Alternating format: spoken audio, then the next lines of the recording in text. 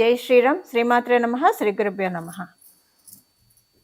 English calendar year ప్రకారం 2025 సంవత్సరంలో మొదటి నెల అయిన జనవరి మాసంలో ద్వాదశ రాశుల వాళ్ళకి కూడా ఈ క్యాలెండర్ ఇయర్ ఓపెనింగ్ మాసమైన జనవరి మాసంలో ఎలా ఉండబోతుంది, అసలు మొదటిగా గోచార గ్రహ గమనాలు ఏ రాశుల్లో గోచార గ్రహస్థితులు చోటు చేసుకున్నాయో అవి మనం ఒకసారి చూద్దాము. అన్నిట్లోకి వృషభ రాశిలో గురు భగవానుడు వక్రగతిలో సంచారం చేస్తూ ఉన్నారు.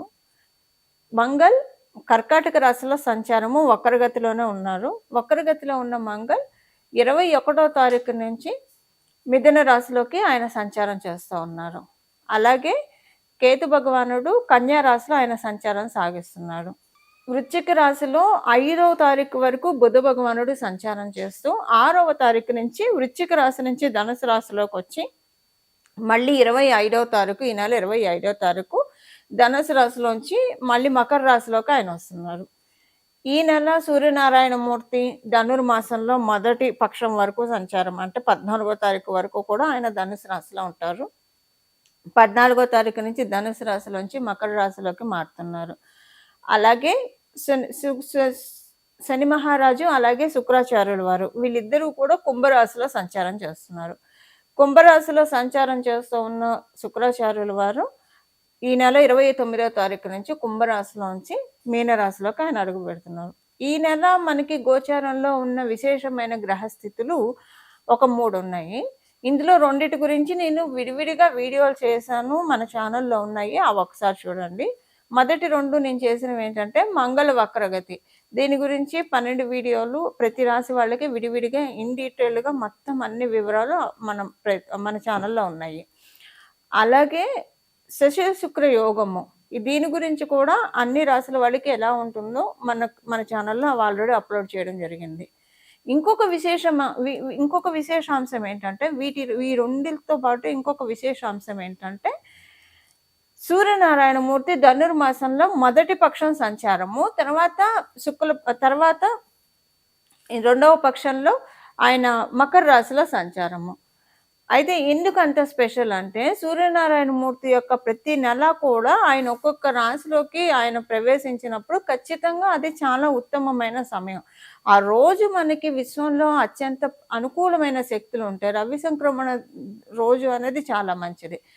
అందులో ఆయన ఎప్పుడైనా సరే ఉత్తరాయణం దక్షిణాయనము ఈ 2 ఉత్తరాయణ పుణ్యకాలము దక్షిణాయన పుణ్యకాలము, సంక్రమణం ఇప్పుడు కర్కాటక రాశిలోకి ఆయన వచ్చినప్పుడు మకర రాశిలోకి ఆయన వచ్చినప్పుడు చాలా విశేషమైన శుభ సమయం. ఎప్పుడైతే సూర్యనారాయణమూర్తి దక్షిణాయనంలో కర్కాటక రాశిలోకి వస్తారో అక్కడి నుంచి దక్షిణాయన పుణ్యకాలం ప్రారంభమవుతుంది. ఇప్పుడు దక్షిణాయన పుణ్యకాలం వచ్చేసింది. 15వ తారీఖు నుంచి ఉత్తరాయణ పుణ్యకాలం ప్రారంభమవుతుంది.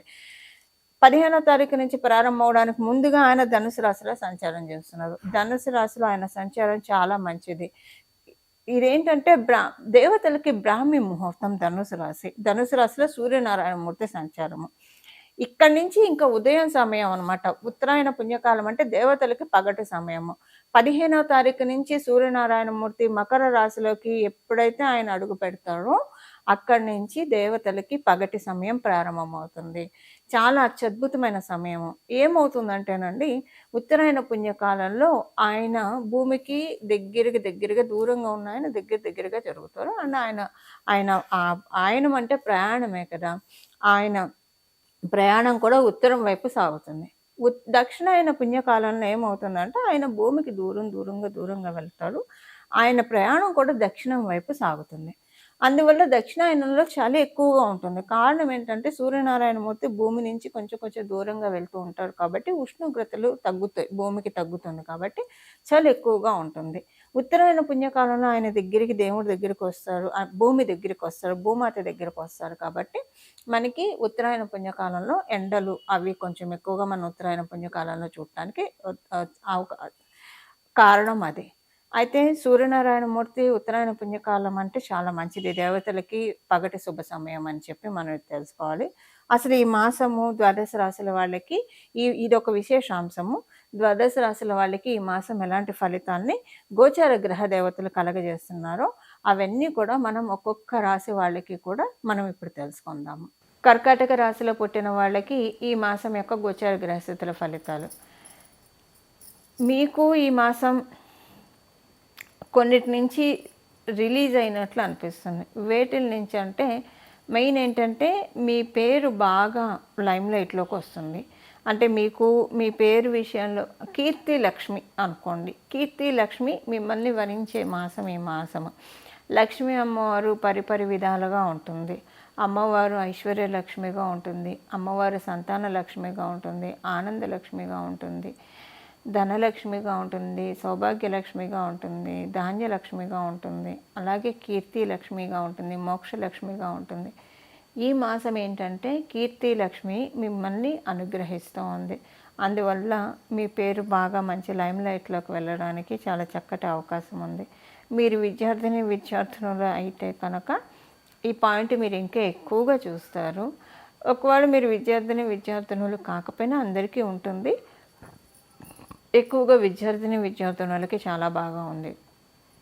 మీరు లెక్చరర్స్ కానీ టీచర్స్ కానీ ఈ సంబంధిత రంగాల్లో ఉన్నా, లేదా గురు భగవానుడికి సంబంధిత రంగాల్లో ఉన్నా, అంటే ఒక స్పిరిచువల్గా ఏదైనా స్పిరిచువాలిటీకి సంబంధించిన ప్రొఫెషన్స్లో ఏమన్నా ఉన్నా, దేవాలయాల్లో పనిచేస్తూ ఉన్నా, దేవాదాయ ధర్మాదాయ శాఖల్లో పనిచేస్తూ ఉన్నా, అలాగే ఏదైనా మీరు పురోహితులైనా సరే, అర్చక బ్రహ్మలైనా సరే, పురోహితులైనా సరే, లేదా ఒక ఆస్ట్రాలజర్ కావచ్చు, లేదా ఒక వాస్తు పండితు న్యూమరాలజిస్ట్ కావచ్చు, లేదా ఆధ్యాత్మికవేత్తలు కావచ్చు, ప్రవచనకారులు కావచ్చు, ఇలాగా గురు భగవానుడికి సంబంధించిన పోర్ట్ఫోలియోస్లో కనుక మీరు ఉంటే, మీరు కర్కాటక రాశిలో పుట్టి మీరు ఉంటే కనుక మీకు ఈ మాసం చాలా మంచి శుభ ఫలితాలు వస్తాయి. ఈ మాసం పరిపూర్తిగా మీకు దైవం యొక్క బ్లెస్సింగ్స్ కలుగుతూ ఉన్నాయి. అన్ని విషయాల్లో, ఒక విషయం అని కాదు, అన్ని విషయాల్లో కలగడం వల్ల మీకు చాలా కాలం తర్వాత చాలా మానసిక ప్రశాంతత చూసాం. అంటే గత కొంతకాలంగా కూడా పరిస్థితులు బాగానే ఉన్నాయి, బాగోలేవని కాదు. బాగున్నా కూడా కొన్ని అన్కండిషనల్ సిచ్యువేషన్స్, మంచి సిచ్యువేషన్స్ రెండు కలిపి చూస్తూ ఉన్నారు. సో బాగోలేదని చెప్పలేరు, బాగుందంటే బాగుందని కూడా చెప్పలేరు. రెండు ఒకటేసారి వచ్చాయి మీకు. కష్టాలు సుఖాలు రెండు ఒకటేసారి ఇచ్చాడు భగవంతుడు మీకు. ఇప్పుడు ఏంటంటే వీటన్నిటి నుంచి బయటపడేస్తున్నాడు కొంచెం ప్రశాంతంగా ఉండడానికి. చాలా కాలం తర్వాత ఈ మాసము చాలా పీస్ఫుల్గా, చాలా రిలాక్స్డ్గా, చాలా కామ్గా, చాలా కూల్గా ఉన్నాము అని మీకు మీరు మనస్ఫూర్తిగా గుండెల మీద వేసుకొని చెప్పుకునే సమయం ఇది. నిస్సందేహంగా ఇది మీ జన్మజాతకం ఇప్పుడు సపోర్ట్ చేస్తూ ఉన్నా, సపోర్ట్ చేయకపోయినా సరే ఈ విషయాన్ని మీరు చూస్తారు. అంత ప్రశాంతత ఈ మాసం మీకు గోచార గ్రహ దేవతలు కలగజేస్తున్నాయి. చాలా ప్రశాంతత. ఇంకా మైండ్ అంతా ఏంటంటే పిన్ డ్రాప్ సైలెన్స్ అనమాట. అంటే మనకి అల్లకల్లోలంగా ఉన్నప్పుడు మైండ్లో వేవరింగ్స్ ఎక్కువగా ఉంటాయి. సో ఇప్పుడు ఏంటంటే ఈ మాసం అసలు వేవరింగ్స్ అనేవి ఉండవు. చాలా ప్రశాంతంగా అనిపిస్తుంది మీకు ఈ మాసం. అంటే చాలా కూల్గా, చాలా ప్రశాంతంగా ఉంటారు. వ్యాపారస్తులకి మంచి శుభ సమయము, ఉద్యోగస్తులకి కూడా మంచి శుభ సమయము. ఉద్యోగస్తులకి వ్యాపారస్తులకి ఇద్దరికీ కూడా చాలా మంచి శుభ సమయము ఈ మాసము. అందువల్ల కూడా మీకు ప్రశాంతత ఎక్కువగా ఉంటుంది. మనకి ఇండైరెక్ట్గా చూసుకున్న విద్యార్థులకి చాలా మంచి శుభ సమయము. సీనియర్ సిటిజన్స్కి మంచి సమయము. ఇలా కర్కాటక రాశి వాళ్ళందరికీ కూడా మంచి శుభ సమయము. కర్కాటక లగ్నంలో పుట్టిన వాళ్ళకి. కాకపోతే ఒక చిన్న ఇదేంటంటే ఎక్కువగా మీరు ఏదో ఒక అంటే మీరు చేసే అనుష్ఠానాన్ని వదిలిపెట్టకుండా చేయండి. మీరు ఒక మంత్ర జపం చేస్తున్నారు, వదిలిపెట్టకుండా చేయండి. కొంచెం ఈ మాసము దైవ బలము అనుకూలంగా ఉన్నందువల్ల, ఈ మాసంలో నెగిటివ్ ఎనర్జీస్ లేకపోవడం వల్ల మీరు కనుక కొంచెము గట్టిగా భగవంతుడికి, అంటే మనకి టైం బాగా ఉన్నప్పుడు దీపం ఉండంగా ఇల్లు చక్కబెట్టుకోవాలని అంటారు కదా పెద్దలు. అలాగే మనకి దైవబలం కాలబలం బాగా ఉన్నప్పుడు భగవంతుని కృపకి పాత్రలం అవ్వడానికి చాలా ఎక్కువ ప్రయత్నం చేయాలి. అలా ప్రయత్నం చేసే మాసం ఈ మాసం చేస్తే కనుక మీకు చాలా బాగా ఉంటుంది. దైవబలం మీకు చాలా ఎక్కువగా దైవంతో కనెక్ట్ అయి ఉండడం, మీ నిత్యదైనందిన జీవితంలో మీ పనులు మీరు చేసుకుంటూ దేవుడితో ఎక్కువగా కనెక్ట్ అయి ఉండడానికి ప్రయత్నిస్తే కనుక ఈ మాసం మీకు ఇంకా మంచి ఫలితాన్ని తెచ్చిపెడుతుంది. పరిహారము ఈ మాసంలో ద్వాదశ రాశిలో వాళ్ళు కూడా చేసుకోవాల్సిన పరిహారము సూర్యనారాయణ మూర్తికి సంబంధించినది. ఎందుకంటే ఆయన ధనుసు రాశిలో సంచారం చేస్తూ ఇంకా మకర రాశిలోకి ఆయన వచ్చినప్పుడు చాలా మంచిది. ఈ మకర రాశిలోకి ఆయన అడుగుపెట్టినప్పుడు ఎప్పుడైనా సరే సంక్రమణ రోజుల్లో కనుక సత్యనారాయణ స్వామి వ్రతం చేసుకుంటే చాలా మంచిది. మనకి సత్యనారాయణ స్వామి వ్రతకల్పంలోనే ఉంటుంది కదా! పౌర్ణమి రోజు కానీ, ఏకాదశుల్లో కానీ, లేదా రవి సంక్రమణ దినాల్లో కానీ ఎవరైతే సత్యనారాయణ స్వామి వ్రతం చేసుకుంటారో వాళ్ళకి అత్యంత శుభ ఫలితాలు ఉంటాయని మనకి వ్రతకల్పంలోనే ఉంటుంది. అయితే ఇప్పుడు మనకి ఉత్తరాయణ పుణ్యకాలంలోకి మనము 15వ తారీఖు నుంచి జనవరి 15వ తారీఖు నుంచి అడుగుపెట్టబోతున్నాం. ఈ ఉత్తరాయణ పుణ్యకాలంలో ప్రవేశించేప్పుడు ఆ రోజు పర్టిక్యులర్‌గా ఎవరైతే కనుక సత్యనారాయణ స్వామి వ్రతం చేసుకుంటారో వాళ్ళింట్లో వాళ్ళ మట్టుకే వాళ్ళు ఒక బ్రహ్మగారిని పిలిచి మీ మట్టుకే మీరు చేసుకోండి. ఎంత ఎంత శక్తి ఉంటే అంతలో చేసుకోండి. లేదా గుడిలో సామూహికంగా జరిగిన చోటైనా మీరు చేసుకోవచ్చు. ఈ రెండిటికి శక్తి లేదు. ఒక్కొక్కసారి డబ్బు కావాలి. అలాగే ఓపిక కావాలి. అంటే ఆరోగ్యం సహకరించాలి. మూడవదేంటంటే పరిస్థితులు అనుకూలించాలి. సో, డబ్బుకి, ఆరోగ్యానికైతే మనం ఏం చేయలేం. పరిస్థితులు ఒక్కొక్కసారి డబ్బు ఉంటుంది, ఆరోగ్యం ఉంటుంది, పరిస్థితులు అనుకూలించవు. ఏ కారణాల రీత్యా ఇంట్లో ఎవరైనా గతించిన రోజుల్లో ఉంటే అప్పుడు చేసుకోవడానికి అవకాశం ఉండదు. అదొకటి. సెకండ్ థింగ్ ఏంటంటే ఇంట్లో ఆడవాళ్ళు ఏమన్నా పీరియడ్‌లో ఉంటే అప్పుడు కూడా చేసుకోవడానికి అవకాశం ఉండదు. సో, పరిస్థితులు లేదా బిజీ షెడ్యూల్‌లో ఉంటారు. ఏదన్నా బయట ఊరికి అదే రోజు వెళ్ళాల్సొస్తారు. అప్పుడు కూడా మీకు డబ్బు, శక్తి ఉన్నా చేసుకోలేకపోవచ్చు. సో, అసలు ఏ కండిషన్‌లో అయినా సరే సత్యనారాయణ స్వామి వ్రతం చేసుకోలేకపోతే కనుక చేసుకుంటే చాలా మంచిదండి. చేసుకోలేకపోతే సూర్యనారాయణ మూర్తి నడకని మీరు గమనించండి. ఉత్తరం వైపు ఆయన ప్రయాణిస్తున్నాడంటే ఈ 6 నెలలు ఆయన నడకని మనం పట్టుకుంటే చాలండి. ఇంకా మకర రాశిలో ఆయన ప్రవేశించినప్పుడు ఆ 15వ తారీఖు సత్యనారాయణ స్వామి వ్రతం చేసుకున్నా, లేదంటే ఇప్పుడు మనం తెలుసుకున్న ఈ నామాన్ని ఆ రోజు జపించిన, రోజంతా జపించిన, వ్రతం చేసుకోలేకపోయినా మనము తత్తుల్యమైన ఫలితాలను పొందడానికి అవకాశం ఉంటుంది. అదేంటో ఇప్పుడు మనం చూద్దాం.